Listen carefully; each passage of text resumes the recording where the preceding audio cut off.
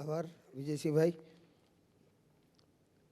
સમય ઘણો થયો છે, સમય સમયનું કામ કરે છે. સમયના ચોકઠામાં જીવનારા આપણે માણસો છીએ, એટલે આપણી પાસે જે સમય છે એ સમયમાં સૌથી વધુ આપણને આ બંને વક્તાઓનો લાભ મળે એટલા માટે, કારણ કે આ તમામ યુવાન મિત્રો એ આ બંને વક્તાઓને સાંભળવા માટે ખાસ પોતાનો સમય ફાળવી અને આવ્યા છે. અને આ સમય એ પાછો નથી મળતો.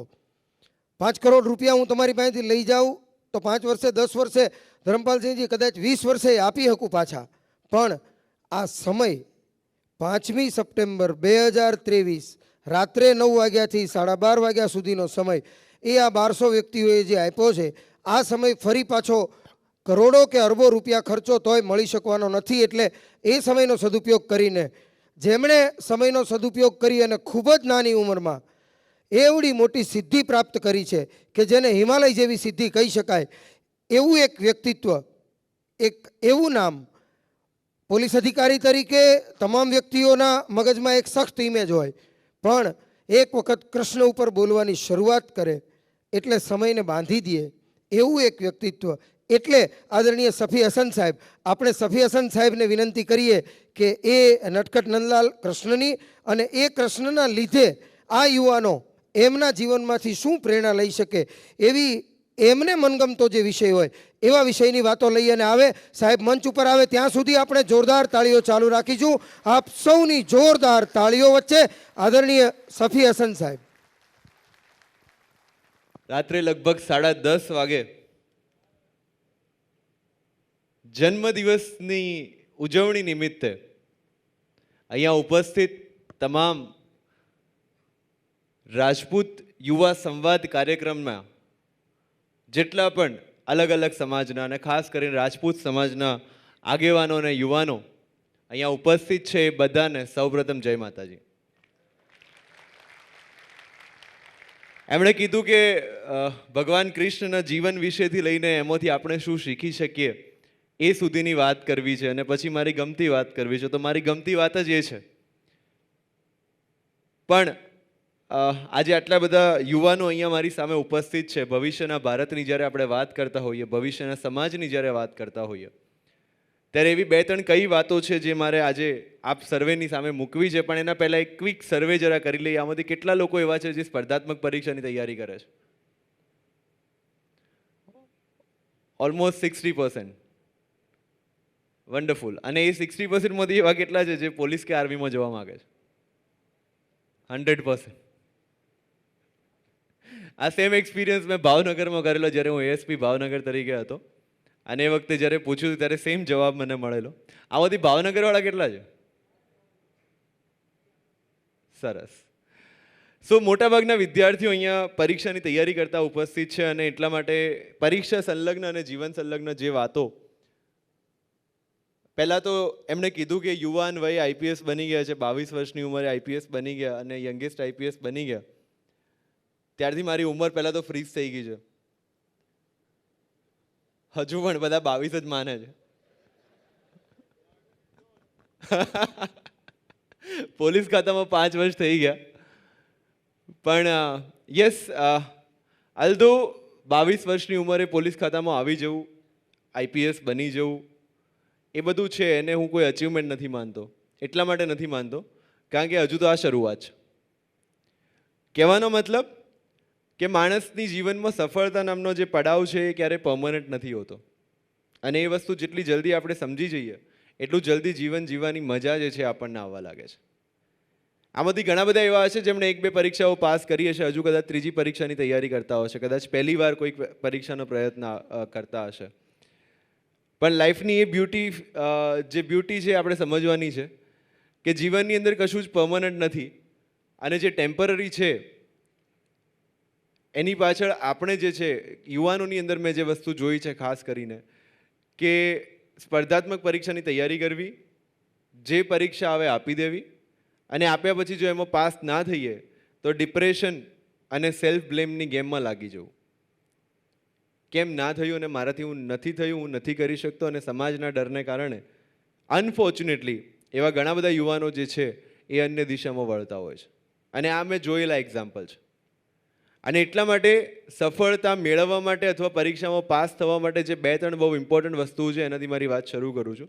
અને એમાં સૌથી પહેલી વસ્તુ જે છે એ છે આત્મવિશ્વાસ. અને આત્મવિશ્વાસમાં સૌથી મોટું અવરોધક પરિબળ કોઈ હોય તો એ છે કમ્પેરિઝન. મિત્રો, આપણે પાછળ એટલા માટે પડીએ છીએ કારણ કે આપણે ડગલે ને પગલે સવારે ઉઠતા ને રાત્રે સૂતા આપણી જાતને બીજા સાથે કમ્પેર કરીએ છીએ. અને આપણે જો નથી કરતા તો આપણી આજુબાજુવાળા આપણને કમ્પેર કરવા માટે મજબૂર કરે છે. પેલાનો છોકરો જો, પેલાની છોકરી જો, પેલો તારો મિત્ર જો, આ તારો ક્લાસમેટ જો, આણે આ કર્યું, પેલાએ પેલું કર્યું. યસ ઓર નો? બાળક ન વિચારતું હોય તો માતા પિતા વિચારવા મજબૂર કરે. પણ ટેલ મી વન થિંગ, શું આ દુનિયામાં કોઈ 2 વ્યક્તિઓની ફિંગરપ્રિન્ટ સરખી છે? કોઈ 2 વ્યક્તિઓના ડીએનએ સરખા છે? તો જો ઉપરવાળાએ બનાવવામાં જ આટલી મૂળભૂત તફાવત રાખ્યો હોય તો લાઈફ એક જેવી કરવા માટે આપણે આટલી મથામણ કેમ કરીએ છીએ? સફળતાનો મતલબ આઈએએસ કે આઈપીએસ બની જવું નથી. Make it very clear. અને એની કોઈ ઉંમર પણ નથી. કેટલાક લોકો 20 વર્ષે બને છે, એ 40 વર્ષે ડિપ્રેશનમાં આવે છે, તો કેટલાક 20મા વર્ષે ડિપ્રેશનમાં હોય, 40મા વર્ષે સફળ બને છે. પણ એનો મતલબ છે કે કન્ટિન્યુઅસ એફર્ટ જે છે આપણે શરૂ રાખવા પડે આપણી રીતે. જો 2 વ્યક્તિઓની ફિંગરપ્રિન્ટ એક ના હોય, જો 2 વ્યક્તિઓના ડીએનએ એક સરખા ના હોય, તો 2 વ્યક્તિઓની સફળતાની વ્યાખ્યા એક સરખી કઈ રીતે હોઈ શકે? એટલે પહેલી વસ્તુ, જ્યારે કોન્ફિડન્સની આપણે વાત કરતા હોઈએ છીએ ત્યારે કમ્પેરિઝનથી આપણે દૂર જવું પડશે. જ્યાર સુધી આપણે પોતાની જાતને બીજા સાથે કમ્પેર કરતા રહીશું ત્યાર સુધી સમજી લેવું કે આપણે પોતાની જાતને ક્યારેય ખુશ નહીં કરી શક્યા. અને કમ્પેરિઝનથી જ્યારે હટીએ અને કોન્ફિડન્સની જ્યારે વાત કરીએ ત્યારે ઘણા બધા કાર્યક્રમમાં હું જતો હોઉં છું અને લોકો મને પૂછતા હોય છે કે સર, કોન્ફિડન્સ ક્યાંથી લાવવો, આત્મવિશ્વાસ ક્યાંથી મેળવવો? આમાં પણ ઘણા બધા હશે જેમના મનમાં આ પ્રશ્ન હશે. મિત્રો, આત્મવિશ્વાસનું બીજું નામ છે પોતાની જાતનો સ્વીકાર. તમે જેવા છો, જે છો, જ્યાં છો, જે પરિસ્થિતિમાં છો, એ પરિસ્થિતિનો જો આપણે યથાર્થ સ્વીકાર કરી લઈએ તો આપણે કોન્ફિડન્સ બીજે ક્યાંય શોધવા જવાની જરૂર નથી. આનો સિમ્પલ એક્ઝામ્પલ આપણને ભગવદ્ ગીતામાંથી જ મળે છે. જ્યારે અર્જુનને ભગવાન કૃષ્ણ 15મા અધ્યાયમાં કહે છે કે વેદોમાં હું સામવેદ છું ને પુરુષોમાં હું અર્જુન છું. એ જ ભગવાન કૃષ્ણ 18મા અધ્યાયમાં એને એવું પણ કહે છે, સર્વધર્માન પરિત્યજે મામ એકમ શરણમ વ્રજ. બધા જ ધર્મોનો ત્યાગ કરીને મારી શરણમાં આવો. એક બાજુ અર્જુનને કહે છે કે પુરુષોમાં હું અર્જુન છું, ને બીજી બાજુ એમ કહે છે કે બધા જ ધર્મોનો ત્યાગ કરીને મારી શરણમાં આવો. ક્યાંક ને ક્યાંક એવું કહે છે કે અર્જુન, તું પોતાની શરણમાં જા. આ પોતાની શરણમાં જવું, that it self is confidence. આ જ આત્મવિશ્વાસનો બીજો નામ છે. બીજે ક્યાંય શોધવા જવાની જરૂર નથી મિત્રો. અને અહીંયા ઘણા બધા માતા પિતા પણ મારી સામે બેઠા છે. એ માતા પિતાને પણ મારે કહેવું છે કે આપણે ક્યાંક ને ક્યાંક જાણે અજાણીએ આ કમ્પેરિઝનના રોગથી આપણા જ બાળકોની જે વૃદ્ધિ છે, એમનો વિકાસ છે, એને રોકતા હોઈએ છીએ. એક બે જગ્યાએ મેં કીધેલું પણ છે, અને ફરી અહીંયા માતા પિતા બેઠા છે એટલે હું કહું છું કે આપણે કોઈ મિત્રને ગિફ્ટ આપવું હોય 1-2 લાખનું, તો 1 મહિનો તો આપણે વિચારીએ, યસ ઓર નો? આને શું જરૂર છે, આને શું ખપ લાગશે, આને શું ખપ નહીં લાગે, કામમાં આવશે કે નહીં, ટકશે કે નહીં, વગેરે વગેરે. પછી 15 દિવસ રિસર્ચ કરીએ, એ વસ્તુના જેટલા શોરૂમ હોય એ બધા શોરૂમમાં જઈ આવીએ, અલગ અલગ મોડલ, અલગ અલગ મેકિંગ, એની પ્રાઇસ, કેટલું ડિસ્કાઉન્ટ વગેરે વગેરે. પછી એને સારી રીતે પેક કરાવીએ. અને પછી લગ્નના દિવસે કે બીજા કોઈ પણ પ્રસંગના દિવસે જ્યારે આપણે આપતા હોઈએ ત્યારે કાનમાં જઈને કહીએ બી ખરા કે બહુ મોંઘું છે, સાચવીને રાખજે. યસ ઓર નો?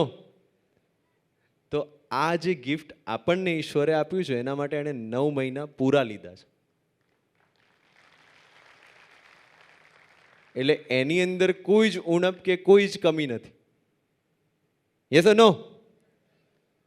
એટલે એના સામે કમ્પ્લેન કરીને કે તું આવો છે કે તું આવી છું અને એટલા માટે તું નથી કરી શકતો, તો એ આપણી ઈશ્વરનો કરેલો તિરસ્કાર છે. તમે આજે ઘરે એક કુંડું લાવો, એની અંદર એક બીજ વાવો, અને તમને ખબર છે કે આનાથી મસ્ત ગુલાબનો છોડ થઈને એના પર ગુલાબનું ફૂલ આવવાનું છે. તમે રોજ એનું જતન કરો પણ એ બીજ અંકુરિત ના થઈને એમાં ગુલાબનું ફૂલ ના આવે તો આપણે ગાળો ગુલાબના ફૂલને આપીએ છીએ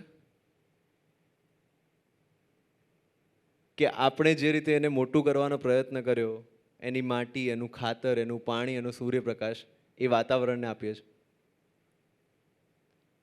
તો અગર કોઈ બાળક ગુલાબની રીતે વિકસિત નથી થઈ રહ્યું તેમાં વાંક ચોક્કસપણે બાળકનો નથી કે યુવાનનો નથી.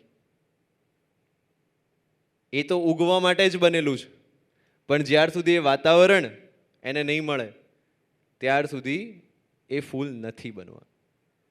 એટલે આપણે એની આજુબાજુનું વાતાવરણ ખાસ કરીને માતા પિતા તરીકે જોવાનું છે કે આ વાતાવરણ આપણે યોગ્ય રીતે પૂરું પાડીએ છીએ કે નહીં, તો એ બાળકનો વિકાસ થશે, તો એ યુવાનનો વિકાસ થશે. અને સમાજનું પણ કામ એ છે. અગર સમાજની દિશા કોઈ પકડાઈ રહી છે, અગર સમાજના યુવાનો કોઈ એક પર્ટિક્યુલર દિશામાં આગળ વધી રહ્યા છે, તો સમાજના આગેવાન તરીકે, સમાજના નેતૃત્વ તરીકે આપણે એ ચોક્કસથી વિચારવું રહ્યું કે આપણે કયું વાતાવરણ પ્રોવાઈડ કરી રહ્યા છે. યસ ઓર નો? એટલે પહેલી વસ્તુ મેં જે કીધી એ આત્મવિશ્વાસ, અને બીજી વસ્તુ જ્યારે હું કહું છું ત્યારે એ છે સપનું. હું જ્યારે પ્રાથમિક શાળામાં હતો ને મેં જોયું કે લાલબત્તીવાળી ગાડીમાં બેસીને જવાની મજા આવે છે અને બધાને કહેવા લાગે કલેક્ટર બનવું છે, ત્યારે મન નહોતી ખબર કે યુપીએસસી શું છે કે સિવિલ સર્વિસીસ શું છે, પણ જે પૂછે ને એટલું કહેતો કે કલેક્ટર બનવાનું છે. ધીરે ધીરે જેમ આગળ વધતો ગયો, પૂર્તિઓ વાંચતો ગયો, ઇન્ટરનેટના જમાનામાં રિસર્ચ કરતો ગયો, ત્યારે ખબર પડી કે અચ્છા સિવિલ સર્વિસ નામની એક એક્ઝામ હોય યુપીએસસીની, એ આપવાથી તમે આ અલગ અલગ પોસ્ટ પર પહોંચી શકો છો. પણ એ જ્યારે લોકોને કીધું કે ના મારે આઈએએસ કે આઈપીએસ બનવું છે અને સિવિલ સર્વિસની એક્ઝામની તૈયારી કરવી છે, બનાસકાંઠાના પાલનપુર પાસેના એક નાનકડા ગામમાં જે લોકો માટે એવું લાગતું હતું કે આઈએએસ આઈપીએસ કોઈક બીજી દુનિયામાંથી બનીને આવતા હોય છે. અને અત્યાર સુધી એવું હતું ગુજરાતમાં, કારણ કે હિન્દી બોલવાવાળા જ જોયા હતા. યસ ઓર નો? નેતાશ્રીઓ બધા એગ્રી કરશે, એમની વાત નથી કરતો. કહેવાનો મતલબ કે એમના માટે એવું લાગતું હતું કે આઈએસ આઈપીએસ એ ગુજરાતીઓની વાત નથી, આપણા મધ્યમ વર્ગના લોકોની વાત નથી. અને ત્યારે પણ મેં એ રટણ ચાલુ રાખેલું કે મારે કરવું તો યુપીએસસી જ છે. કહેવાનો મતલબ એ છે કે અહીંયા બેઠેલો દરેક યુવાન જે સપનું જોઈ રહ્યો છે એ સપનું એટલું મોટું હોવું જોઈએ કે લોકો એના ઉપર હસે, તમારા મોઢે હસે. જબ જબ જગ કિસી પર હસાય તબ તબ ઉસને ઇતિહાસ રચાય. એટલે અગર તમે તમારું ડ્રીમ કોઈની સાથે શેર કરી રહ્યા છો અને સામેવાળો વ્યક્તિ હસી નથી રહ્યો તો સમજી લો કે તમારું ડ્રીમ એટલું મોટું નથી. જ્યારે પહેલાના જમાનામાં રાઇટ બ્રધર્સે વાત કરી છે કે માણસ હવામાં ઉડી શકે, ત્યારે કોણે વિશ્વાસ કર્યો છે? જ્યારે એવી કલ્પના થઈ હતી કે બે વ્યક્તિઓ 100 કિલોમીટર દૂર બેસીને એકબીજા જોડે કોઈક યંત્રથી વાતચીત કરી શકશે, ત્યારે કોને કલ્પના હતી? પણ એ બધું જ થયું. એટલે ચોક્કસથી તમે જે સપનું જુઓ છો એ સપનું પૂરું કરવાની શક્તિ આપણી અંદર તમામની અંદર રહેલી છે, પણ એ સપનામાં વિશ્વાસ આપણે જાતે પહેલાં કરવો પડશે. મેં જેમ કીધું એમ પોતાની જાતનો સંપૂર્ણ સ્વીકાર, અને એ સ્વીકારની અંદર તમારા સપનાનો સ્વીકાર પણ આવી ગયો. અને જ્યારે આ સપનું તમે જુઓ છો ત્યારે આજુબાજુના લોકો, મેં કીધું એમ કે જો તમારી મજાક ઉડાવે છે તો સમજી લેવું કે આ સપનું તમે તમારા માટે બહુ સારું ચૂઝ કર્યું છે. કોણે વિચાર્યું હતું હાટકેશ્વર પર સિગ્નલ ફોલો કરશે બધા?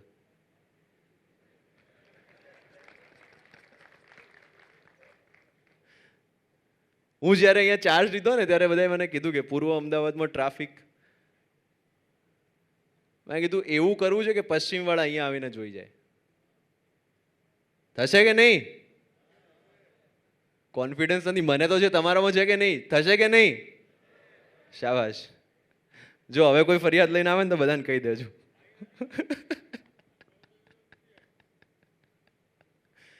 કહેવાનો મતલબ એ છે કે સપનું એવું જુઓ કે લોકો હશે. અને બીજી વસ્તુ કે જ્યારે તમે આ સપનું બધાને કહેશો ત્યારે એમાંથી 90% પબ્લિક એવી હશે કે જે તમને આવીને કહેશે કે આપણું કામ નથી.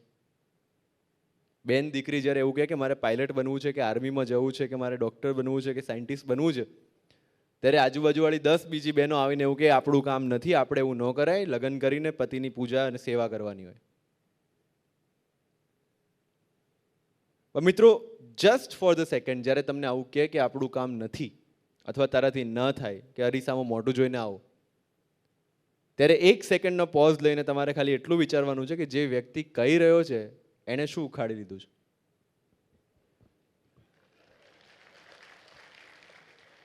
કારણ કે જે વ્યક્તિ લાઈફમાં સફળ છે ક્યારે તમને એવું નહીં કહે કે તારાથી નહીં થાય. એ હું સ્ટેમ્પ પેપર પર લખીને આપી શકું છું. ટાંટિયા ખેંચવાની વૃત્તિ માત્ર એમની જ હોય જેમને પોતાનાથી કંઈ થયું નથી. અને એ માણસ જાતનો સ્વભાવ આજનો નહીં, ઐતિહાસિક રીતે જમાનાની શરૂઆતથી રહ્યો છે. પણ બિલીવ મી, જ્યારે તમે કરી બતાવશો ત્યારે તમારા ઘરની આગળ ફટાકડા ફોડીને પહેલા કોંગ્રેચ્યુલેશન કહેવાવાળા પણ આ જ લોકો હશે.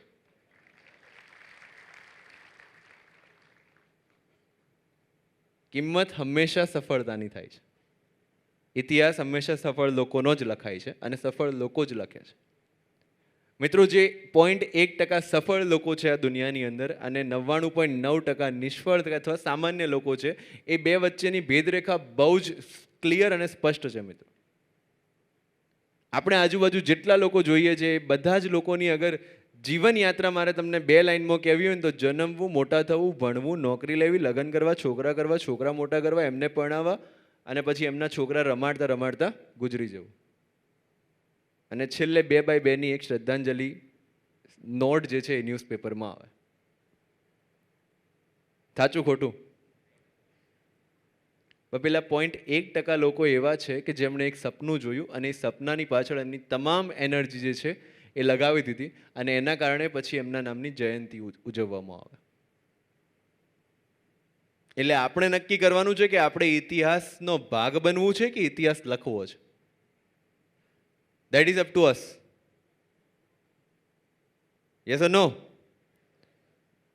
પણ આ બધાનું તમને એક વસ્તુ કહું, અત્યારે મોટિવેટ થઈને આપણે જઈશું ઘરે,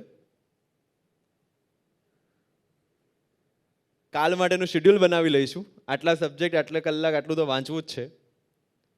કદાચ 2-4 દિવસ ચાલશે પણ ખરા, અને પછી 5મા દિવસે બેટરી લો. યસ ઓર નો?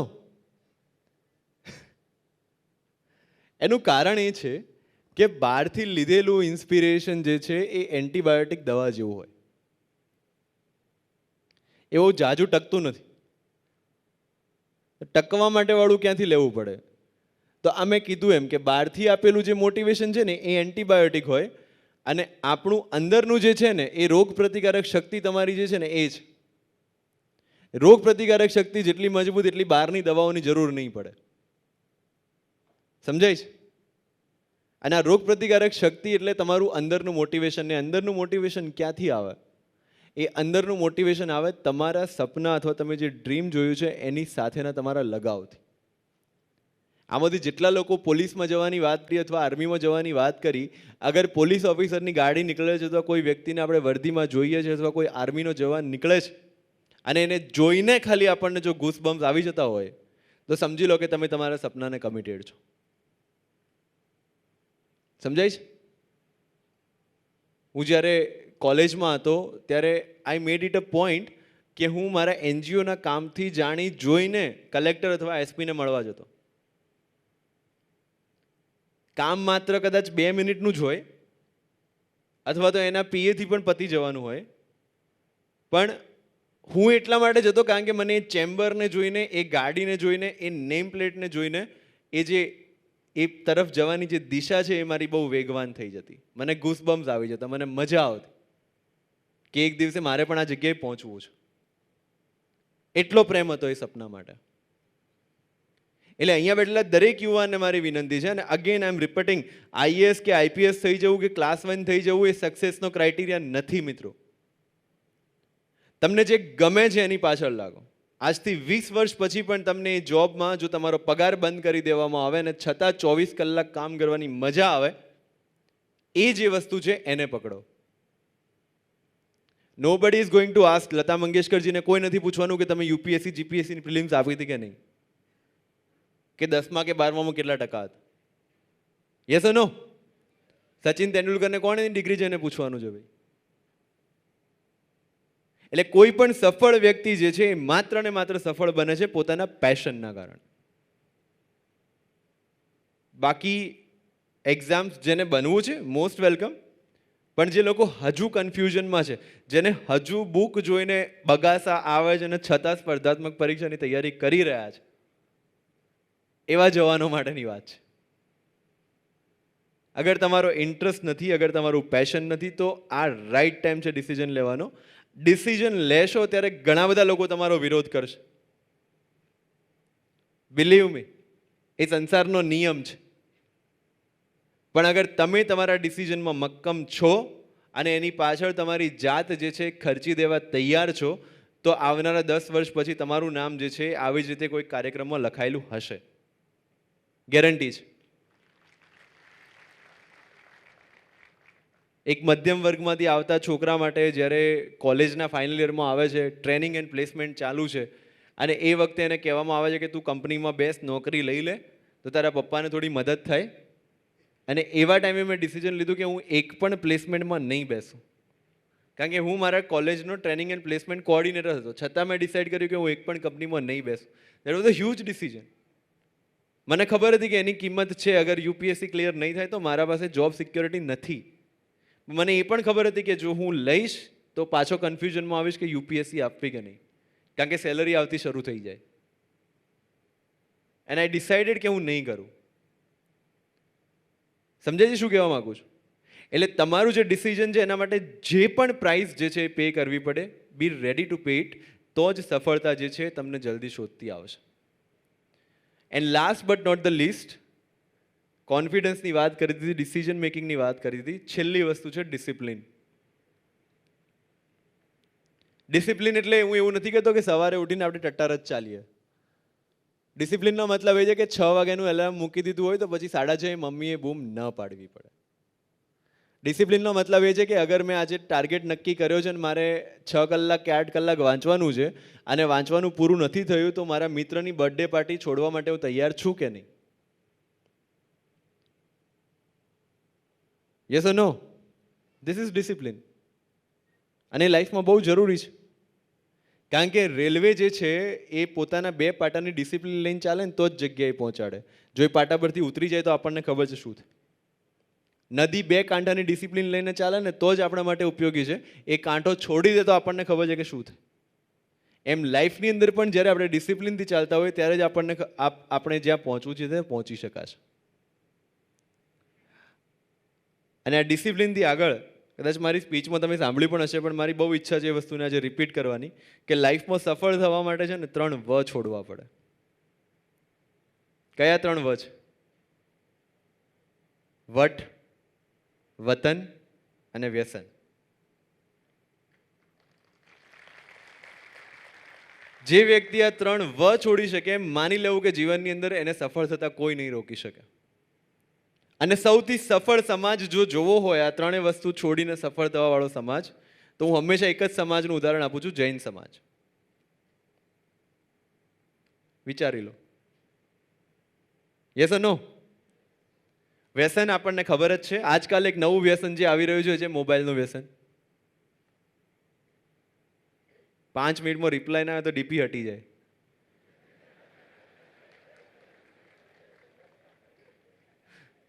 મેં આને ફોલો કર્યો, એણે મને ફોલો બેક નથી કર્યો. યસ ઓર નો? ડિપ્રેશનમાં આવી જાય બિચારો.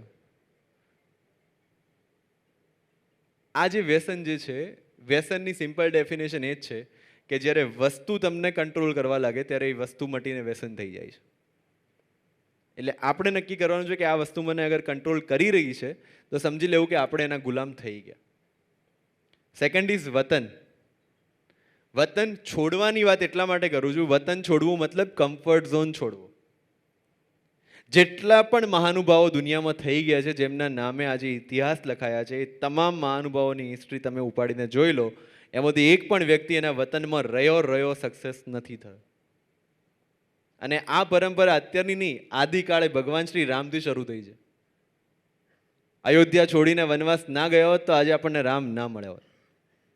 અને ભગવાન કૃષ્ણના જીવનમાં તો સદાય પ્રવાસ જ રહ્યો છે. જન્મવાની સાથે શરૂ થયો છે. જેલમાં જન્મીને તાત્કાલિક જેલ છોડીને મથુરા વૃંદાવન જવાનું, વૃંદાવનથી પાછા મથુરા આવવાનું, મથુરાથી પાછા દ્વારકા જવાનું, દ્વારકાથી પાછા હસ્તિનાપુર આવવાનું, હસ્તિનાપુરથી પાછા દ્વારકા જવાનું, અને છેલ્લે દ્વારકા છોડીને યાદવા સ્થળી થાય એના પછી જંગલમાં. એટલે સમગ્ર જીવન જ પ્રવાસમાં ગયું છે. આદિકાળથી શરૂ કરીને અત્યારના સમય અગર આપણે માનનીય પ્રધાનમંત્રીશ્રીને પણ જોઈ લઈએ તો એમના જીવનમાં પણ પ્રવાસ જ રહ્યો છે. તમે કોઈ ફેવરેટ તમારા એક્ટર્સને જોઈ લો, જે લિજેન્ડ એક્ટર્સ છે, એ લિજેન્ડ એક્ટર્સ પણ પોતાનું વતન ક્યાંકથી છોડીને જ મુંબઈ આવ્યા છે.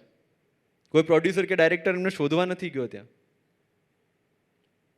એટલે કહેવાનો મતલબ એ છે કે આપણે કમ્ફર્ટ ઝોનમાંથી બહાર નીકળવું જ પડે અગર આપણે સફળ થવું છે તો. પણ સવારે મમ્મી ચાદર ખેંચીને ઉઠાડે ને બેડમાં જ ચા ને રોટલો આપે,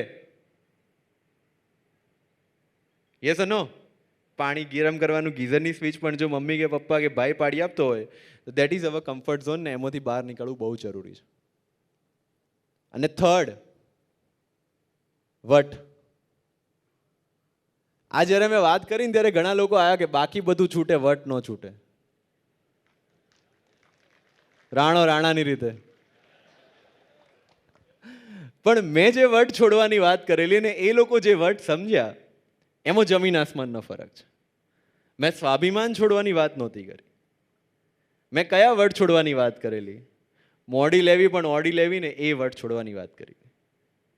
કારણ કે એ લોકો હજુ પંખા વગરની સાયકલ લઈને ફરે છે. પાણી ગરમ કરવાનું ગીઝરની સ્વિચ પણ જો મમ્મી કે પપ્પા કે ભાઈ પાડી આપતો હોય તો દેટ ઇઝ ભાવનગરમાં એક શબ્દ બહુ ફેમસ છે, કાતર મારી. ખબર છે આમાંથી કેટલાને ખબર છે કાતર મારી? હું નવો હાજર થયો ને એફઆઈઆર આવી કે એણે કાતર મારી એટલે અમે એને ઢીબી નાખ્યો. અમે તો રોડ પર કેમ કાતર લઈને ફરે છે? પછી મારા સ્ટાફે કીધું કે સર કાતર મારવી એટલે આમ કરડાઈથી જોવું. પેલા એ રોંગ સાઈડથી ઓવરટેક કરીને એને આમ જોયું, એમાં પેલા એને ઢીબી નાખ્યો. અને એ એફઆઈઆર હવે એને લાઈફ ટાઈમ એનો પાસપોર્ટ નહીં અપાવવા દે. હું આ વટ છોડવાની વાત કરું કે આપણે જે ખોટા અભિમાનમાં રહેતા હોઈએ છીએ જસ્ટ બીકોઝ કે બીજા લોકોને મજા આવે છે અને બીજા લોકો આપણો પીઠ થાબડે છે, એમાંથી બહાર નીકળવાની વાત છે. જ્ઞાન મેળવવા માટે ચાણક્યએ કીધું છે માન મળે, અપમાન મળે, ક્રોધ મળે, શિક્ષા મળે, જે મળે મળે, પણ એનાથી અગર જ્ઞાન મળે છે તો મેળવી લેવું. પણ હું તો ના જ કરું કે હું આની સામે ના જ બેસું, આ ટાઈપનો વટ છોડવાની વાત છે. અને વટ રાખવો હોય ને તો રાખો કે મારા મમ્મીની સોનાની ચેન મારા પહેલા પગારથી હું લાવી આપીશ, એ વટ રાખો. મારા મમ્મી ને પપ્પાને 4 ધામની યાત્રા ફ્લાઇટમાં મારા પગારે હું કરાવીશ, એ વટ રાખો.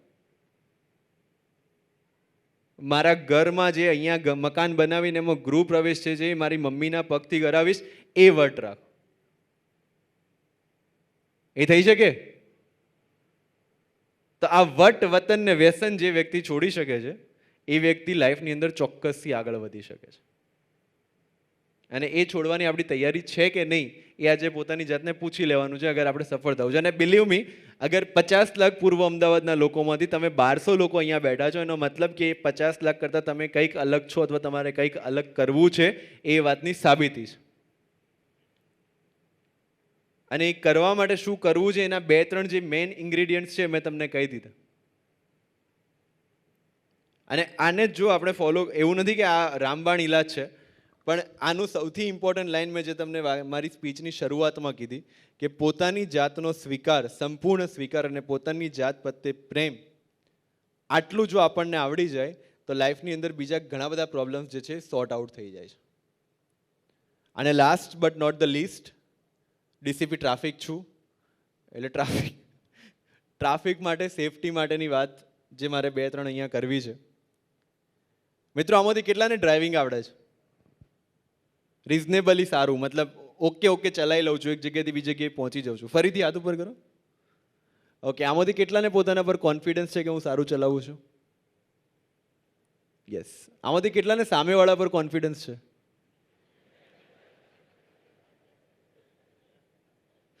કે સામેવાળો સારું ચલાવે છે? બસ એ સામેવાળા માટે હેલ્મેટ પહેરવાનું છે. અથવા સીટ બેલ્ટ બાંધવાનો છે.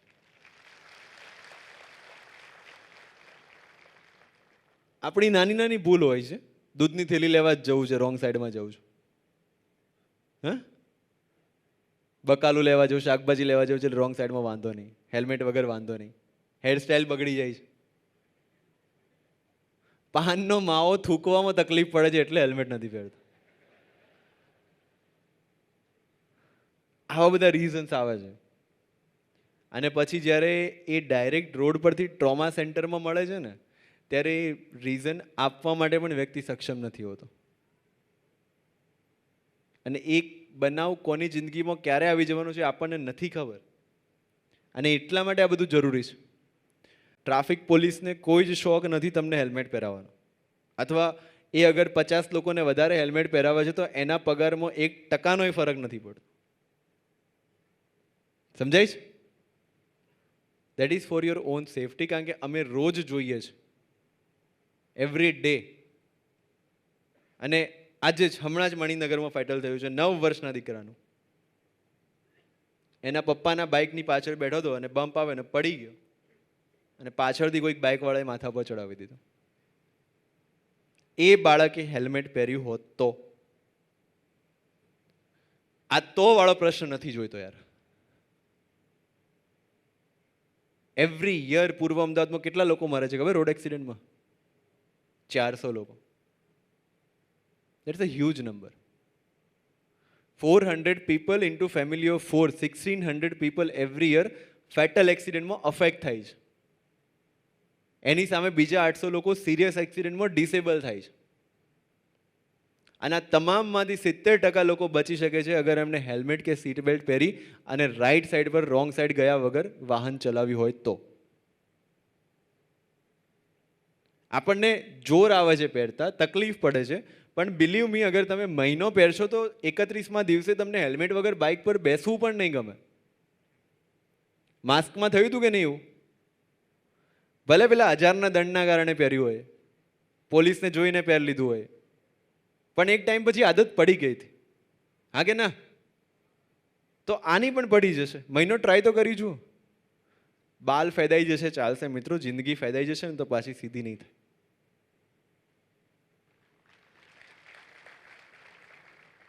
આપણને બધાને ઉતાવળ હોય છે ઘરે જવાની સાંજના સમયે. એટલે જ સર્વિસ રોડ બંધ કરાયા છે અમુક જંકશનના. અને તમે નહીં માનો, જે પોલીસ સ્ટેશન વિસ્તારમાં આ સર્વિસ રોડ બંધ કરાવ્યા છે, આઈ ડિવિઝન પોલીસ સ્ટેશન, ત્યાં ગયા વર્ષ કરતાં આ વર્ષે 50% એક્સિડન્ટનો ઘટાડો છે. શું કહેવા માંગુ છું એ સમજો. જેને ઘરે જવાની ઉતાવળથી બધા સર્વિસ રોડથી ઘૂસતા હતા મન ફાવે એમ, અને એના કારણે એક્સિડન્ટ થતા હતા, એના કારણે ટ્રાફિક જામ પણ થતો હતો. નાઉ પ્રોબ્લેમ સોલ્વ. અને એ બધાની અંદર આપણી એક નાગરિક તરીકેની જવાબદારી બને છે. અને લાસ્ટ થિંગ, કારણ કે આજે સામાજિક કાર્યક્રમ છે, સમાજનું ફંક્શન છે અને આ દેશની વાત ચાલી રહી છે, ત્યારે માત્ર એટલું જ કહેવું છે મિત્રો, એક વસ્તુ આપણા બધા માટે ગૌરવ લેવાની વાત એ છે કે આ ભારત વર્ષમાં જેટલા ધર્મો સ્થપાયા છે,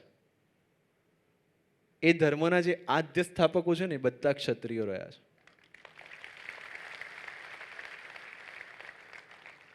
એ ભગવાન રામ હોય, ભગવાન કૃષ્ણ હોય, બુદ્ધ હોય, મહાવીર હોય, અને જૈનોના તો 24 તીર્થંકર ક્ષત્રિય છે. એ કેમ ત્યાં પહોંચી શક્યા ખબર છે?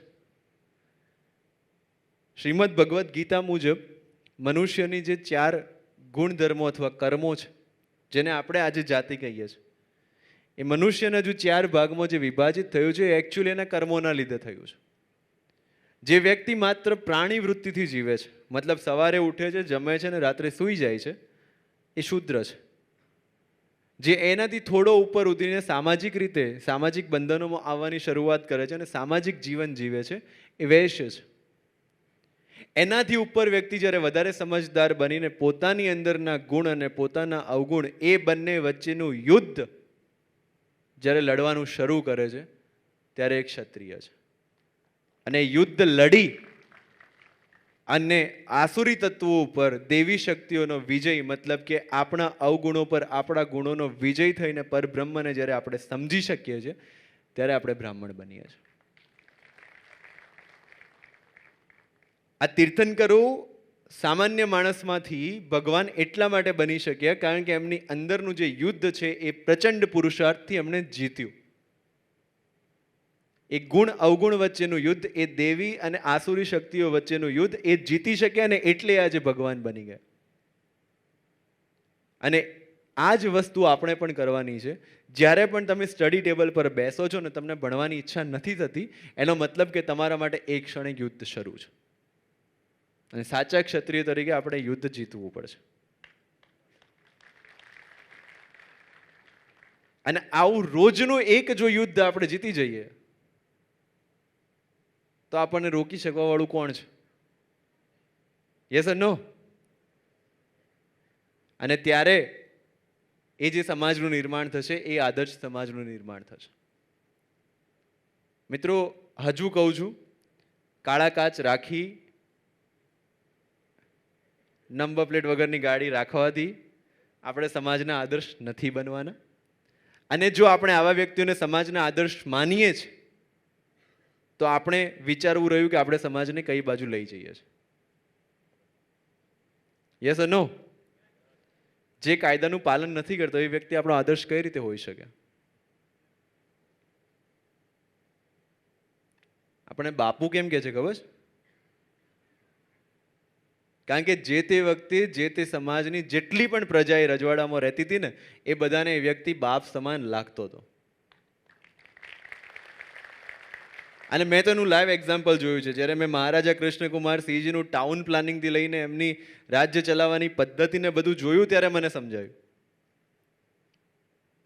પણ એ સૌના આદર્શ છે અને એવા જ યુવાનો આપણા તમામ સમાજની અંદર આવે અને જેથી આપણે આદર્શ સમાજ તરફ વધી શકીએ, આગળ જઈ શકીએ.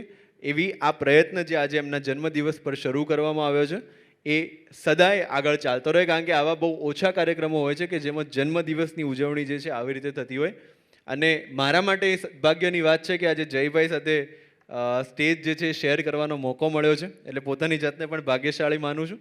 અને વન્સ અગેન એવું વણ કયું વચન તમારી પાસેથી લઈને જાઉં છું કે આમાં બેઠેલો દરેક વ્યક્તિ પોતે પણ કાયદાનું પાલન કરી, બીજાની પાસે કાયદાનું પાલન કરાવી અને હેલ્મેટ, સીટ બેલ્ટ અને ગાડીના નિયમો પાળી અને સફળતા તરફ આગળ વધશે તો તમારા જીવનની ગાડી પણ પૂર ઝડપે જે છે દોડશે.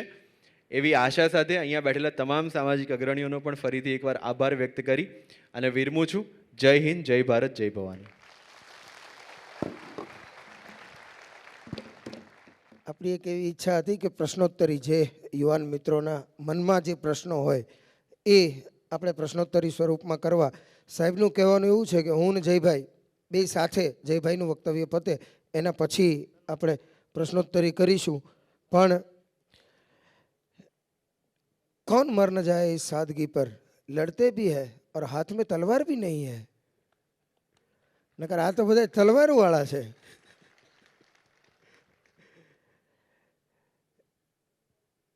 એક પોલીસ ઓફિસર તરીકે સાહેબ આ ફરજના સમયમાં ગણાઈ જાય. કેમ કે આટલી મોટી સંખ્યામાં બધાને એક સાથે ટ્રાફિકના કાયદાનું જ્ઞાન, હું ડૉક્ટર છું એટલે કહી શકું સુગર કોટેડ ગોળીમાં એક હારે 1200 જણાને આપી દીધું. એટલે ફરજનો જ એક ભાગ છે ને. એટલે સાહેબને આપણે ખાસ જોરદાર તાળીઓથી વધાવીએ. અને 2-3 વાતો જે સાહેબે કરી એ 100% સાચી વાત છે. આ સમાજને આખી દુનિયા બાપુ કહેતી હોય. સાહેબ અત્યારે વાસ્તવિકતા એવી છે, મારી 1-2 રીલમાં હું બોલ્યો છું કે એક સમય હતો કે આખું સમાજ એ આપણને બાપુ કહેતો હતો.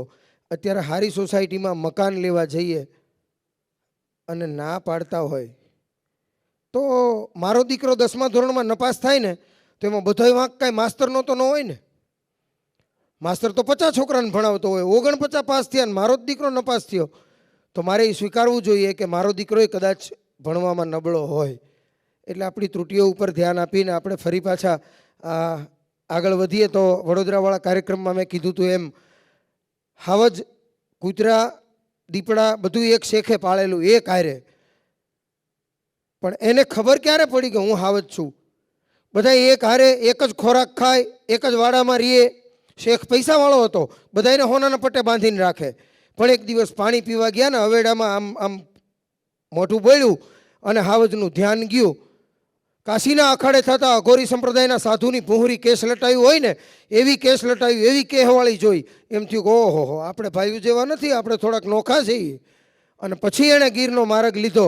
એ અવેડાએ જે સિંહને સિંહ છે એવું દર્શાવવાનું કામ કર્યું હતું ને, એ પાણીમાં જે પ્રતિબિંબ પડ્યું હતું ને, એ આપણી ફરજો અને આપણા હક્કો એનો પ્રતિબિંબ પાડવાનું કામ એ આજે સાહેબના વક્તવ્ય દરમિયાન આપણને મળ્યું છે. સાહેબને જોરદાર તાળીઓથી વધાવીએ અને સફીન હસન સાહેબનું સ્વાગત અને સન્માન કરવા માટે હું ખાસ વિનંતી કરીશ વટવા વિધાનસભા મત વિસ્તારના આદરણીય ધારાસભ્ય શ્રી બાબુસિંહજી જાદવ સાહેબ, બાપુનગર વિધાનસભા મત વિસ્તારના ધારાસભ્ય આદરણીય શ્રી દિનેશસિંહજી કુશવાહ, પાદરા વિધાનસભા મત વિસ્તારના ધારાસભ્ય આદરણીય શ્રી ચૈતન્યસિંહજી ઝાલા અને ગુજરાત રાજ્ય ભારતીય જનતા પાર્ટીના પ્રવક્તા અને અમારા મોટાભાઈ અને અમારા રાહબર એવા આદરણીય શ્રી જયરાજસિંહજી પરમાર સાહેબને કે સાહેબનું પુષ્પગુચ્છ અને મોમેન્ટો અર્પણ કરી અને સ્વાગત કરે. આપણે સૌ આ સ્વાગત થાય ત્યાં સુધી સાહેબને જોરદાર તાળીઓ.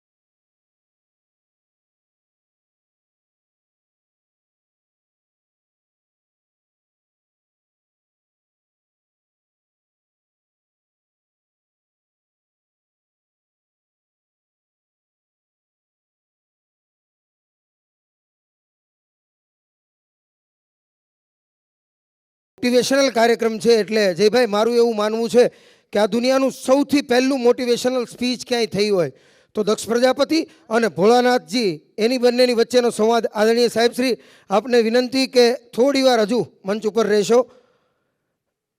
દક્ષ પ્રજાપતિ અને મહાદેવ એ બંનેની વચ્ચે જે સંવાદ થયો એ આ દુનિયાનો સૌથી પહેલી મોટિવેશનલ સ્પીચ હતી.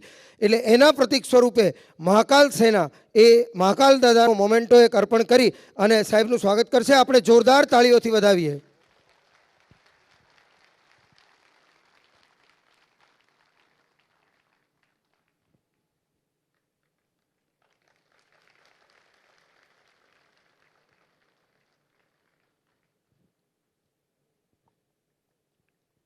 આભાર સાહેબ.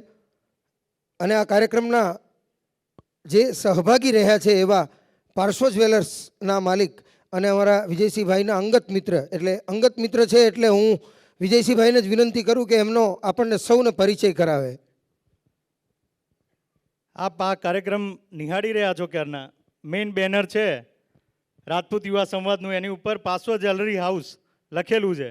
એટલે એમ કે આ રાજપૂત સમાજનો કાર્યક્રમ છે અને પાછું આ જ્વેલરી હાઉસનું પાછું શું આવ્યું એમ. એટલે મારા ખાસ મિત્ર છે દર્શનભાઈ શાહ, જેમનો શોરૂમની ચેન છે. એક શોરૂમ હોવો અને શોરૂમની ચેન એ બી જ્વેલરીમાં, એટલે ખૂબ મોટી વસ્તુ કહેવાય. અને યુવાનો માટે બી એક બિઝનેસનું ઇન્સ્પિરેશન છે કે અમારા વસ્ત્રાલ વિસ્તારમાં જ ખૂબ નાની દુકાનમાંથી શરૂઆત કરી અને વસ્ત્રાલની અંદર 10,000 સ્ક્વેર ફીટનો શોરૂમ અને એ જ પ્રકારે ઘાટલોડિયા અને ત્યારબાદ બોપલ અને નિકોલમાં ઓપન કરવા જઈ રહ્યા છે. પણ જ્યારે પણ હું સામાજિક પ્રવૃત્તિ કરતો હોય ત્યારે દરેક પ્રવૃત્તિમાં એમનો મારા ફરજિયાત ફોન આવે કે ભાઈ આમાં મારે સહભાગી કઈ રીતે થવાનું. આ પહેલી વાર મને એવું લાગ્યું કે આ મંચ એવો છે, આ ઓડિયન્સ એવું છે કે એમાં મારે એમને સહભાગી થવાનું આમંત્રણ આપવું જોઈએ અને એ હરખભેર સહભાગી થયા છે. એ બદલ અમે એમનું સન્માન કરીએ છીએ. Darshanbhai please come on stage. અને દશરથસિંહ અને દિલીપસિંહ બાપુને હું વિનંતી કરીશ એ પણ આવે. એમનું અમે ત્રણેય ભાઈઓ થઈ અને સન્માન કરીશું. આપણે તાળીઓના ગડગડાટથી વધારી લઈએ. પાર્શ્વ જ્વેલરી હાઉસમાંથી લગભગ અમારું આખું ગ્રુપ ખરીદી કરે છે અને ખૂબ જ એટ્રેક્ટિવ ડિઝાઇનો હોય છે.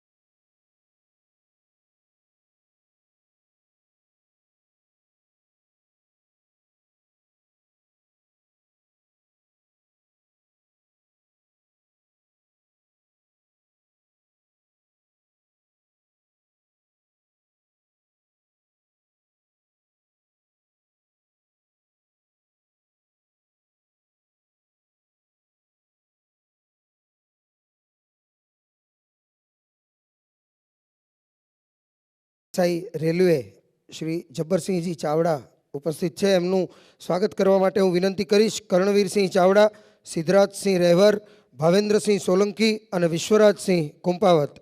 ચાવડા સાહેબને વિનંતી કે મંચ ઉપર આવે.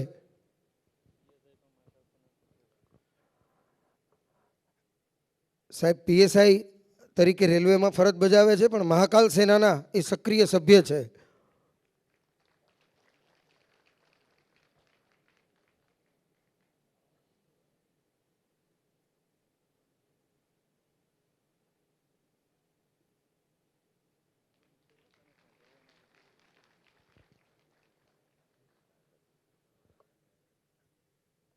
અને હવે કોઈ જાતનો સમય નહીં બગાડતા અને આ સાંપ્રત સમયમાં પ્રસ્તુત છે ગીતા સંદેશ, એ ભગવાન કૃષ્ણના પણ આપણે વંશજો છીએ.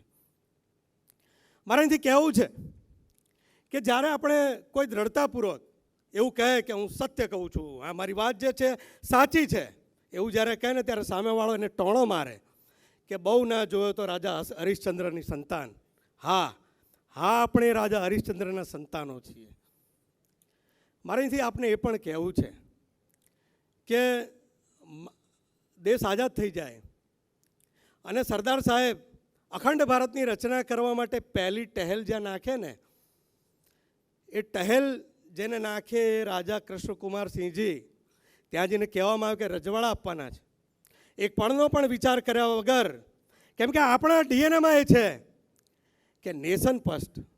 એક પાર્ટીનો વિચાર છે, એ પાર્ટીનો જ હું સેવક છું, પરંતુ નેશન ફર્સ્ટ એ તો આપણા લોહીમાં છે. આપણા કૃષ્ણકુમારસિંહજીએ પડનોય વિચાર કર્યા વગર આપી દીધું. પરંતુ મારે અહીંથી એ કહેવું છે કે એમણે એમના ધર્મપત્ની આપણી માતાને કહેણ મોકલ્યું કે કરિયાવરમાં તમે જે લાયા છો એ મારી સંપત્તિ નથી, શું કરશું? તો કે હાથી આખો આપી દીધો, હવે અંબાણીમાં શણગારમાં શું મન રાખવું? એ માતાના આપણે સંતાનો છીએ અને માટે આપણને ગૌરવ થવો જોઈએ. અહીંથી મારે કહેવું છે, જયભાઈ તો ઘણીવાર એમને ખૂબ અહોભાવ છે કે આખા વિશ્વને એક ખૂબ મોટો દળદાર શબ્દકોશ આપ્યો હોય તો એ રાજા ગોંડલ નરેશ ભગવતસિંહજીએ આપ્યો. એના પણ આપણે સંતાનો છીએ. અને એટલે જ ભવ્ય ભૂતકાળ અને હમણાં જ આ બધી ઘટનાઓ તો ખરી, પણ હમણાં જ આપણી માતાઓ હજુ સુધી આ બધી ભૂમિકાઓ પાછળની છે. આજે પણ આપણી માતાઓ આ પુત્રોનો જન્મ આપે છે અને બોર્ડર ઉપર લડતા લડતા એ દીકરાઓ રાષ્ટ્રની રક્ષા કાજે શહીદ પણ થાય છે. અને એવા જ આપણા મહિપાલસિંહ વાળા, એ પણ આપણા દીકરા છે, એ જ આપણા સમાજનો દીકરો છે. અને એ રીતે આજે પણ શૌર્ય અને બલિદાનની પરંપરા ચાલુ છે. અને માટે એક ગૌરવશાળી ઇતિહાસ અને જેને ગર્વ લઈ શકાય એવા પુત્રો આજે પણ જન્મ પામે છે. પરંતુ વાત આટલેથી નથી અટકતી. હવે શું? દરેક કાલખંડના પોતાના પડકારો, પોતાની સમસ્યા અને જ્યાં આપણે પ્રગતિ કરવાની છે એવા અવકાશો પણ છે. અને અવકાશની ચર્ચા અહીંયા બે મહાનુભાવો આપણી સાથે પોતાની વાતમાં કરવાના છે અને એ જ સાંભળવા આપણે અહીંયા એકઠા થયા છીએ. પરંતુ ફરી એકવાર મારે કહેવું છે કે મોહતાજ ન હતો કસાનો કોણ માનશે? જયભાઈ, મારો જમાનો તો કોણ માનશે? ભૂતકાળની વાતો જ્યારે વર્તમાન અને ભવિષ્ય ઉપર હાવી થઈ જાય ત્યારે આપણે સમજવું કે વૃદ્ધાવસ્થા આવી ગઈ છે. જયભાઈ, આ પણ તમે જ કહો છો. એટલે મારે કહેવું છે કે આપણે ભૂતકાળમાં આપણું આજે ગૌરવશાળી ઇતિહાસ છે. મહારાણા પ્રતાપની વાત કરીએ તો એ મહારાણા પ્રતાપ કે જે તલવારથી લઈ, સામેવાળાના મુગટથી લઈ, એના બખ્તરથી લઈ, એના આખો ઘોડાના 2 ટુકડા કરી નાખ્યા દુશ્મનના. છત્રપતિ શિવાજી જે ગેરીલા યુદ્ધ અને છાપામાર યુદ્ધની જેણે આ વિશ્વને ભેટ આપી હોય, એવો ગૌરવશાળી ઇતિહાસ આપણો હોય. પરંતુ આ તમામ જીવન ચરિત્રોએ આપણને ગૌરવ અપાવવાનું કામ કર્યું છે, તેનું આપણને ચોક્કસ ગર્વ છે. પણ અહીંથી પ્રશ્ન એ થાય છે કે આવનારું ભવિષ્ય, આપણી આવનારી પેઢી આપણામાંથી શું ગૌરવ લઈ શકે, આપણામાં કઈ રીતે ગર્વ લઈ શકે? એ હવે જે ફરજ છે એ આપણા સૌની છે. અને એ કઈ રીતે થશે? મેં હમણાં કીધું કાલખંડ છે. આ કાલખંડમાં યુદ્ધો નથી લડવાના, તો હવે શું કરવાનું છે તેનું જ્ઞાન આપણે આ બે મહાનુભાવ પાસેથી મેળવવાનું છે. અને એની માટે આગળની વાત તો તેઓ બે કરશે જ. અને હું એમની અને તમારી વચ્ચેથી અહીંથી વિદાય લેવા માગું છું. અને હું આ સમાજ માટે એવું કહેવા માગું છું કે આ એનું કરી લેશે. આપણી સમસ્યા હોય ને આપણને ઉકેલવાની ખબર ના પડે, આપણી ગૂંચ છે ને બાજુવાળાને જ કહેવું પડે. કોઈક ડાયા કોઈક શાણા માણસને પૂછવું પડે કે આનું શું કરવાનું. એટલે આપણે આ બે ડાયા માણસને આપણે બોલાયા છે. આપણને કંઈક કેડી આપણે કયા પાથ ઉપર જવાનું છે આપણને સમજાવે. એની માટે હું આપ સૌની વચ્ચેથી, તમારા ને એમની વચ્ચેથી હું અહીંથી વિદાય લઉં છું. મારી વાણીને વિરામ આપું છું. ભારત માતા કી જય. સૌ ભાઈઓને મારા જય જય માતાજી. આભાર અનિરુદ્ધસિંહભાઈ. એક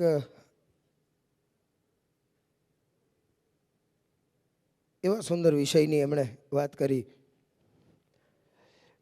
કનકસિંહ બાપુ, એક બહુ સારી કહેવત છે, આમ તો દુહાના સ્વરૂપમાં છે કે સબસે બડા ભૈયા કે સબસે બડા રૂપૈયા. એનો જવાબ છે કે સબસે બડા ભૈયા. ક્यों? क्योंकि मार दे थपाट और छीन ले रुपैया. રૂપિયાનું આવે હું? ભાઈ હોય તો કામમાં આવે. એ કામમાં આવ્યા એની એક વાત અત્યારે જ કરી દઉં. દર વખતે માજે પુસ્તકાલય ઉપર અનિરુદ્ધસિંહ બોલે, દરેક બોર્ડમાં બજેટ સત્ર હોય એ વખતે એક વિષય ઉપર બોલવાનું હોય. અનિરુદ્ધસિંહજી ઝાલા દર વખતે જે પુસ્તકાલય માજે પુસ્તકાલય વિષય ઉપર બોલે. આ વખતે બોલવાનું હતું એટલે મેં એવું કીધું, મેં કીધું મોટાભાઈ મારી ઈચ્છા છે તો મને કે તમને ખપે એ મને ન ખપે, હવે કુંડલા મારે નથી જોતું. એટલે આ વખતે જયભાઈ જે પુસ્તકાલય ઉપર એમણે મને મોકો આપ્યો બોલવાનો. અને એ જે પુસ્તકો વાંચીને જે જ્ઞાન મળે છે એ જ્ઞાન થકી જ, એ જ્ઞાનને પ્રાપ્ત કરવા માટે જ આટલી મોટી સંખ્યામાં યુવાનો એ અહીંયા ભેગા થયા હોય. ઓલમોસ્ટ 1150 સીટનો આ હોલ છે. 1150 સીટ ભરાઈ જાય અને પછી પાછી ખુરશીઓ મૂકવી પડે. આનો સીધો અર્થ એવો થાય કે આપણા વિસ્તારમાં, સમાજમાં જ્ઞાન પીપાસુઓની જરાય કમી નથી, પણ યોગ્ય વ્યક્તિ પાસેથી પીરસાતું હોય તો એને સ્વીકારવા માટે યુવાનો તૈયાર છે. એવા એક કાર્યક્રમ અંતર્ગત આપણે સૌ અહીંયા મળ્યા છીએ. ત્યારે આ મત વિસ્તાર એ જેમના મત વિસ્તારમાં આવે આ હોલ, એવા ક્ષત્રિય સમાજનું ગૌરવ, મારા જેવા હજારો કાર્યકર્તાઓના રાહબર, અને અનિરુદ્ધસિંહભાઈ માટે મેં જેમ કીધું ને એમ આ એક એવું વ્યક્તિત્વ કે જેમણે વોર્ડ પ્રમુખ હતા જયભાઈ, વોર્ડ પ્રમુખ પછી એમણે ક્યારેય બીજી કોઈ અપેક્ષા જ નહોતી રાખી.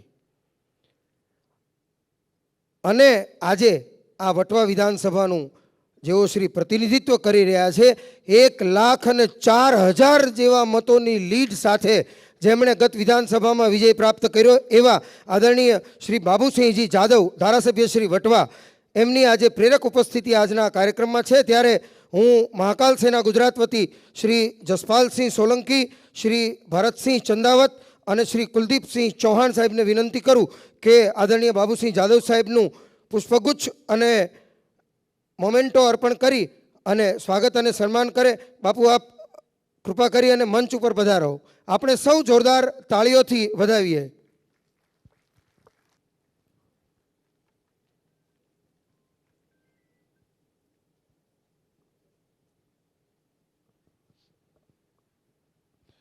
આપણે સૌ જોરદાર તાળીઓથી બાબુસિંહ જાદવ સાહેબના સ્વાગતને વધાવીએ.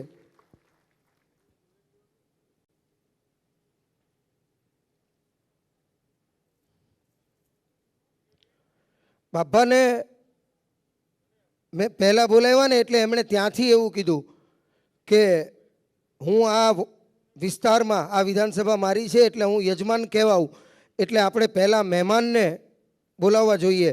પણ મોટે ભાગે આ ક્ષત્રિય ડાયરો છે અને ક્ષત્રિયોમાં ઉંમરને સૌથી પહેલી માન્યતા આપવામાં આવે છે. કેમ કે વડીલ એમને સૌથી પહેલાં બોલાવવામાં આવે. એટલે આદરણીય બાબુસિંહજી જાદવ સાહેબનું આપણે પહેલાં સ્વાગત કર્યું છે અને હવે એક એવા યુવાન ધારાસભ્ય જે મ્યુનિસિપલ કોર્પોરેશનમાં હજી અમારી સાથે કાઉન્સિલર તરીકે જ ધારાસભ્ય હોવા છતાંય કોર્પોરેશનના બોર્ડમાં આવે ત્યારે અમારી સાથેનું એમનું વર્તન એ મ્યુનિસિપલ કાઉન્સિલર એક મ્યુનિસિપલ કાઉન્સિલર બીજા મ્યુનિસિપલ કાઉન્સિલરને મળે એ જ રીતનું હોય છે. એમના ઉપર ધારાસભ્ય પદ હાવી થયું જ નથી અને માતાજી કરે કે ક્યારેય એ પદ હાવી ન થાય એવું એક વ્યક્તિત્વ એટલે દિનેશસિંહજી કુશવા, ધારાસભ્ય શ્રી બાપુનગર વિધાનસભા. એમને વિનંતી કરીશ કે અહીંયા મંચ ઉપર પધારે અને એમનું સ્વાગત કરવા માટે મહાકાલ સેના ગુજરાત વતી શ્રી જયકિશનસિંહ વાઘેલા, શ્રી જયેન્દ્રસિંહ સોલંકી અને શ્રી મુકુંદસિંહ વાઘેલાને વિનંતી કરું કે પુષ્પગુચ્છ અને મોમેન્ટો અર્પણ કરી અને દિનેશસિંહજી કુશવાનું સ્વાગત કરે. આપણે સૌ જોરદાર તાળીઓથી આ સ્વાગતને વધાવીએ.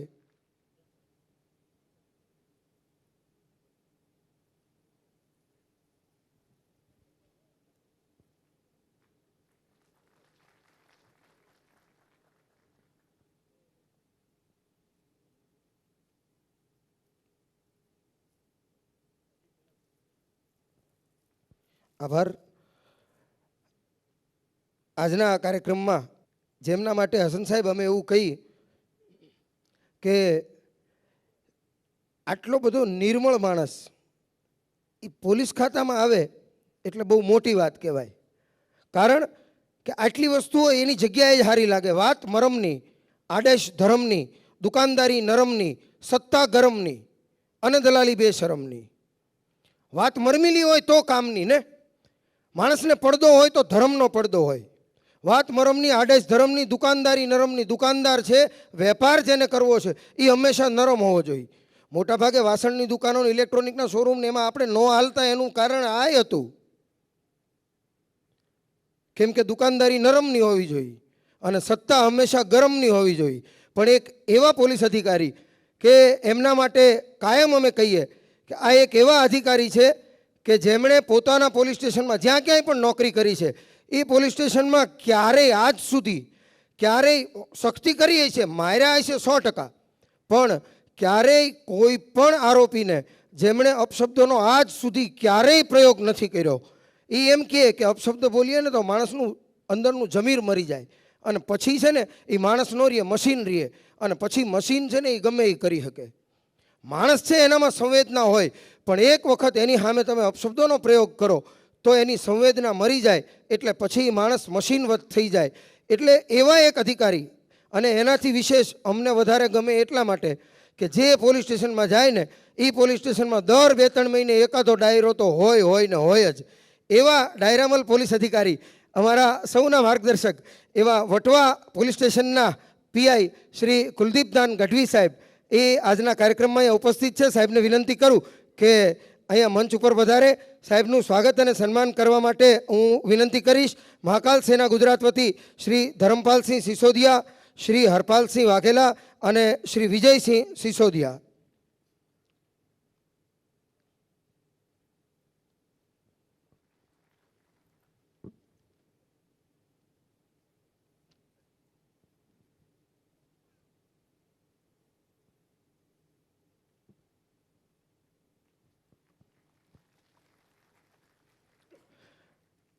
જયભાઈ, મારી નજર સામેના દાખલા હું લગભગ ક્યારેય બને ત્યાં સુધી ખોટું નથી બોલતો. જોયેલું, વાંચેલું, સાંભળેલું એ જ બોલું છું. સાહેબ પાસે બેઠા હોય ક્યારેક એમાં 2-3 વખત એવું બનેલું કે આરોપી આવે, આરોપીને પહેલાં સખ્તાઈથી મારી લેવાનો, એની હારે જે કાંઈ વિષયની ચર્ચા કરવી હોય એ કરી લેવાની અને પછી એને કહેવાનું કે તારા 4 દી જામીન નથી થાય. એમ ઘરે રાશન પાણી છે ને, ઓલો એમ કહે કે સાહેબ થોડીક તકલીફ છે તો પાછા 2000 કાઢીને કોન્સ્ટેબલને આપવાના કે ભાઈ આના ઘરે રાશન પાણીની પહેલાં વ્યવસ્થા કરાવજો, આના ઘરમાં કમાનારું આની સિવાય કોઈ નથી. આટલું જે વ્યક્તિ પોતાની ફરજ દરમિયાન ધ્યાન રાખે છે. યુવા મિત્રોની વચ્ચે આ વાત શેર કરવાનું કારણ એટલું જ કે આટલી મોટી સંખ્યામાં બેઠા છીએ, આમાંથી કોઈ ભવિષ્યના આઈપીએસ છે, કોઈ ભવિષ્યના જીપીએસ છે, કોઈ ભવિષ્યના પીએસઆઈ કે પીઆઈ છે. એ આ સિદ્ધાંતોને સાંભળે અને એમાંથી આટલા બેઠા એમાંથી, કેમ કે આપણે તો ઘેરામાં ઘા કરવાનો છે, એમાં જો એકાધાને લાગી જાય અને એના હૈયા સુધી આ વાત પહોંચી જાય ને તો એક આવો ઈમાનદાર અધિકારી એ આપણા પ્રદેશને મળી શકે. એટલા માટે ખાસ વિશેષ મેં સાહેબ વિશે આ વાત કરી. મૂળ આ કાર્યક્રમ મહાકાલ સેના ગુજરાત દ્વારા આયોજિત એટલે મહાકાલ સેના ગુજરાત એનાથી મોટે ભાગે બધા પરિચિત છે. કદાચ કોઈ મહેમાનો પરિચિત ન હોય તો એમના માટે કહી દઉં કે સામાજિક ઉત્થાન માટે શરૂ કરાયેલી આ એક સંસ્થા, જેના દ્વારા જે 4-5 કામો હું ગણાવી શકું એમ છું એ અત્યાર પૂરતા ગણાવું, કેમ કે એની સેવાકીય પ્રવૃત્તિઓ એ ગણાવવા જઈએ તો 3 કલાકનો કાર્યક્રમ એમનેમ પૂરો થઈ જાય. અને તો જયભાઈ ઠેઠ ડાંગથી અહીંયા સુધી આવ્યા, એમને જેટલા કલાક આવવામાં થયા છે એટલી મિનિટો જો એ ન બોલે તો આપણા માટે કાંઈ કામનું નહીં ને, કેમ કે આપણે એમને સાંભળવા માટે અહીંયા મળ્યા છીએ. SDM sub divisional magistrate Shri Sudhendrasinhji Chavda, અધિક કલેક્ટર શ્રી, એમની આજના કાર્યક્રમમાં પ્રેરક ઉપસ્થિતિ છે. આપણે એમને વિનંતી કરીએ કે સાહેબ મંચ ઉપર પધારો અને સાહેબનું સ્વાગત પુષ્પગુચ્છ અને મોમેન્ટો અર્પણ કરી અને મહાકાલ સેનાના પદાધિકારી મિત્રો એ સાહેબનું સ્વાગત કરશે. એસડીએમ શ્રી સુધેન્દ્રસિંહજી ચાવડા.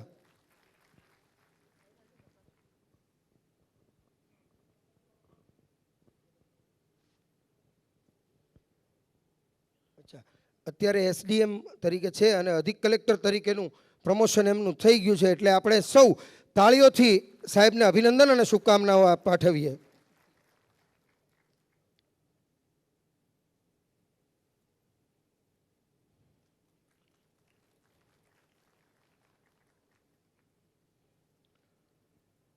મહાકાલ સેનાની પ્રવૃત્તિઓ વિશે હું વચ્ચે વચ્ચે જ્યાં જ્યાં સમય મળે ત્યાં હું આપ સૌને એનાથી અવગત કરાવતો રહીશ. પણ આ યુવાન મિત્રો આટલી મોટી સંખ્યામાં ભેગા થાય એની પાછળનું કારણ એ છે કે આ યુવાનોને સાથે લઈ અને ચાલનારી સંસ્થા છે. સૌથી પહેલી કોઈને જરૂરિયાત હોય કાંઈ તો પાયાની જરૂરિયાતો છે રોટી, કપડાં ઓર મકાન. એનો અર્થ કે રોજગારી. આ સંસ્થા દ્વારા યુવાન મિત્રો માટે રોજગારીની એક એવી વ્યવસ્થાનું આયોજન કરવામાં આવ્યું કે જે અંતર્ગત 250 બોલેરો અને 150 મારુતિ ઇકો, 1 પણ રૂપિયાનું ડાઉન પેમેન્ટ નહીં ભરવાનું, અને બેંકના અધિકારી તમારા ઘેર આવે, લાયસન્સ ન હોય તો તમારે લાયસન્સ લેવડાવવા સુધીની વ્યવસ્થા એ આ સંસ્થા દ્વારા કરવામાં આવે.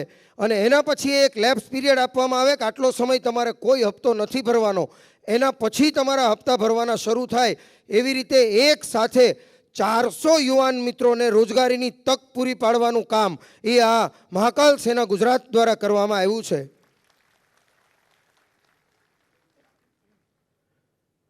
એ ઉપરાંત એક વિષય આપણા સૌના ધ્યાનમાં છે જ, મિશન ધૈર્યરાજ.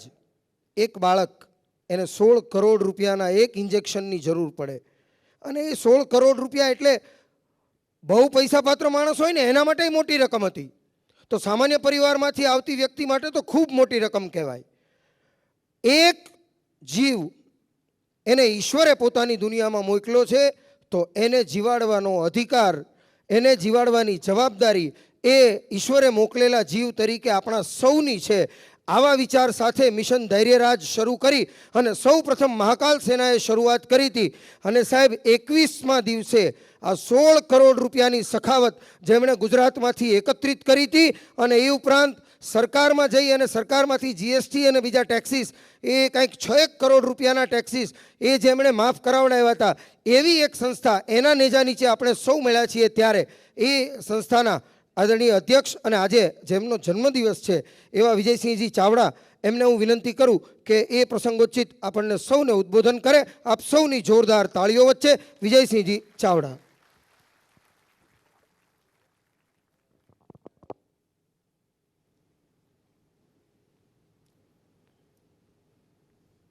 હેલો. સૌ પ્રથમ તો આજના આ એકદમ નવતર પ્રયોગ રાજપૂત યુવા સંવાદ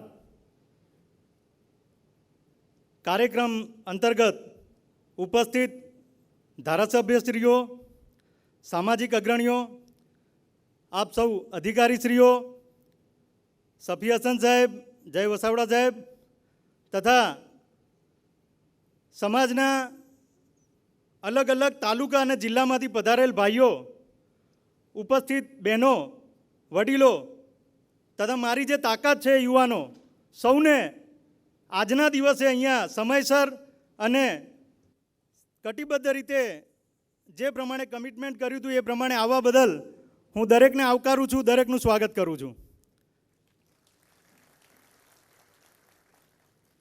અમારા મિત્ર જયેન્દ્રસિંહ સોલંકીનો જન્મદિવસ 31મી તારીખે હતો. 31મી તારીખે અમે મોસ્ટ ઓફ અમારા મુખ્ય કાર્યકર્તાઓએ એમનો જન્મદિવસ અમે સેવા કરી અને ઉજવતા હોઈએ છીએ. એમાં મોટે ભાગે ગૌશાળાએ જઈ અને સૌ પ્રથમ ગાયોને ઘાસ ખવડાવી અને પછી એ ભાઈની જે ઈચ્છા હોય એ પ્રમાણે ગરડા ઘરની હોય કે બીજી કોઈ પણ પ્રવૃત્તિ કરવાની હોય કરીએ છીએ. પણ નજીકમાં મારો જન્મદિવસ આવતો હતો એટલે બધાએ વિચાર કર્યો કે કંઈક એવું નવું કરવું છે. આપણે યુવાનોનું કામ કરીએ છીએ, યુવા સેના છે, તો આપણે યુવાનોનો ઉત્કર્ષ થાય એ રીતનો કોઈ પ્રોગ્રામ કરવો જોઈએ. અને 1લી તારીખે સવારે અનિરુદ્ધસિંહને મળ્યા અને રણજીતભાઈને, આ બંનેને મળી અને આ વિચાર રજૂ કર્યો. રણજીતભાઈએ જય વસાવડા સાહેબનો કોન્ટેક્ટ કર્યો. અનિરુદ્ધસિંહે, અનિલભાઈ અહીંયા ઉપસ્થિત છે, અનિલભાઈ પટેલ, થેન્ક યુ, એમણે સફી હસન સાહેબનો કોન્ટેક્ટ કરાવી આપ્યો. 1લી તારીખે રાત્રે બંનેનું નક્કી થયું અને બીજી, ત્રીજી ને ચોથી 3 જ દિવસમાં આ 1200ની કેપેસિટીનો હોલ જે મારા યુવાનોએ ભર્યો છે એમના માટે હું ખરેખર ધન્યવાદ આપું છું. હવે આ હોલ તો આપણે ભરી નાખ્યો, પણ શેના માટે? આ અધિકારીઓને આપણે શેના માટે બોલાયા છે? તો આજે યુવાનો અહીંયા ઉપસ્થિત છે જેઓ તૈયારી કરી રહ્યા છે પોતાના ભવિષ્યને ઉજ્જવળ બનાવવાની, તો એ યુવાનોને હું કઈ રીતે મદદરૂપ થઉં એમના માટે આ એક પ્લેટફોર્મ ઊભું કર્યું કે સામાજિક આપણા અગ્રણીઓ છે, અલગ અલગ સંસ્થાઓના અગ્રણીઓ પોતપોતાની રીતે સમાજને આગળ લઈ જવા દરેક મુદ્દે મહેનત કરતા હોય છે. એક આપણા પ્રેરક છે. આપણી સામે આપણા રાજકીય મહાનુભાવો છે, ધારાસભ્યશ્રીઓ છે, અથવા તો સારા હોદ્દા ઉપર બિરાજમાન દરેક અધિકારીઓ છે. તો એ લોકોને જોઈને પણ એક પ્રેરક આપણને ઉદ્બોધન મળે. ત્યારબાદ અધિકારીઓ કે જે યંગેસ્ટ અધિકારીઓ છે, સમયના અનુકૂળતાના હિસાબે વારાફરતી આવ્યા છે, બાકી લગભગ એ રીતના કમિશનરથી લઈ, પીઆઈથી લઈ, પીએસઆઈથી લઈ, ડૉક્ટર, એમએલએ, કાઉન્સિલર અને ઠાકોર સાહેબ શ્રી, એટલે આપણા સમાજથી લઈ અને અધિકારી સુધી બધાનું ઉદાહરણ આપની સામે મૂકવા માટે આ બધાને બોલાયા છે. આ સૌથી વધુ હોય તો આપના માટેનો કાર્યક્રમ છે. આજે સફી હસન સાહેબનું ઉદાહરણ એ આપણા તમારા સૌના માટે હશે કે ઘણીવાર કાર્યક્રમો હોય છે એમાં બધા યુવાનો વાત કરતા હોય કે 5 લાખ ફોર્મ ભરાય બાપુ, એમાં સારું આ 5 લાખમાં આપણો નંબર કેમ ન લાગે? એટલે 5 લાખમાંથી આટલા બધા ઓફિસર જો બની શકતા હોય તો આપણે કેમ ના બની શકીએ? ડૉક્ટર બનવા માટે 98% જોઈએ તો આપની સામે એ પણ ઉપસ્થિત છે. આ બધા ઉદાહરણો છે અને આ ઉદાહરણોમાંથી આપણે કંઈક શીખવાનું છે. અને એટલા માટે થઈ અને આ એક કાર્યક્રમ આપણે રજૂ કર્યો અને આ સંવાદ રજૂ થાય, સમાજની વચ્ચે આવો વિચાર મુકાય અને એના ઉપર કંઈક ના કંઈક વિચારણા થાય, અમલ થાય. આવા કાર્યક્રમ વારંવાર થાય, કારણ કે વિચારોમાંથી કાર્ય પરિવર્તન થતું હોય છે. અને આ કાર્યક્રમમાંથી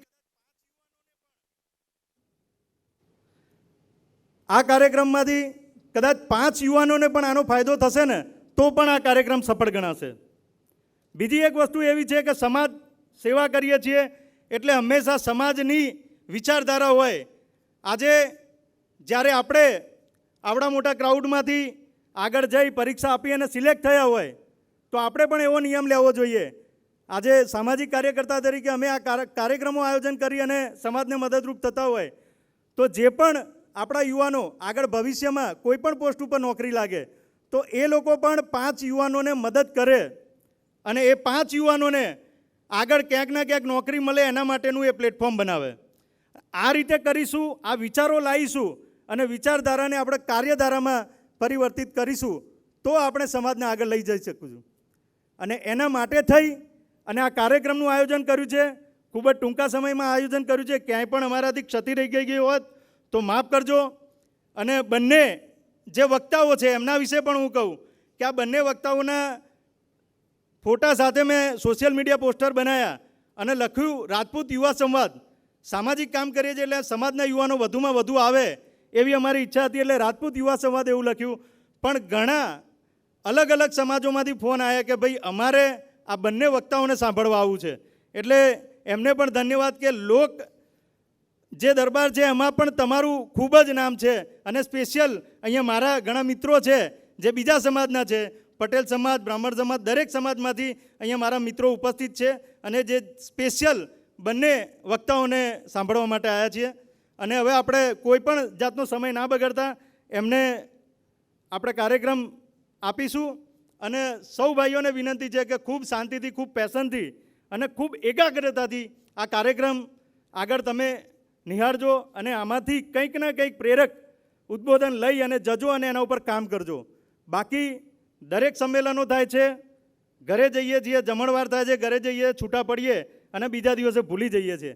એવું કંઈ ના થાય અને આમાંથી આપણે કંઈક શીખ મેળવી અને બધા આગળ વધીએ અને આમાંથી કંઈક યુવાનો આગળ વધશે તો અમારો આ ખર્ચો, અમારી આ મહેનત એ લેખે લાગશે. જય માતાજી, જય શ્રી મહાકાલ.